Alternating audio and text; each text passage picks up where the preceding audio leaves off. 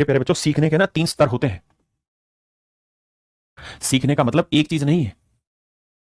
पहला स्तर है पढ़ना, पढ़ना या सुनना, यानी जो मैं करा रहा हूं, जो समझा रहा हूं, इसको आप सुन रहे हैं, अभी आप मुझसे पढ़ रहे हैं, है ना। अब आप घर जाके इन चीजों पे चिंतन करेंगे। चिंतन, चिंतन हिंदी अंग्रेजी नहीं आता, चिंतन करेंगे मतलब सोचेंगे चीजों की, कॉन्सेप्ट को जो मैंने बताया है उसको गहराई से एक बार सीखने की कोशिश करेंगे कि यार ये क्या बता गए, ये क्या चीज है, इसका मतलब क्या है। क्योंकि सवाल तो 500% बनना, कोई माइकल लाल नहीं एग्जाम में जैसे सवाल रोक दे, लेकिन सवाल हर बार नया आएगा, और हर बार नया आएगा फंस जाएंगे। तो चिंतन बहुत जरूरी है ना। और चिंतन मनन करने के बाद ना मेरे बच्चे, फिर एक स्टेज आती है और उसे हम कहते हैं प्रैक्टिस, जिसे हम कहते हैं हिंदी में बोले बाबू अभ्यास। फिर कोई चीज जाके आपकी होती है, तब तक तो बेटे वो किसी और की है। क्या अभी तो आप ये काम कर रहे हो, तो ये मत सोचो कि 100% संतुष्टि हो जाएगी अभी ना।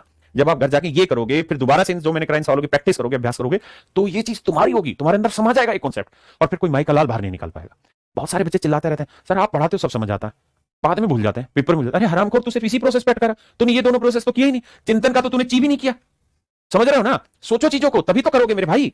यूट्यूब पे दुनिया भर का जो मोटिवेशन फेंका जा रहा है ना, उसको सालों को ब्लॉक करो इनको। जितना मोटिवेशन ये दे रहे हैं उतना खराब कर रहे हैं तुमको।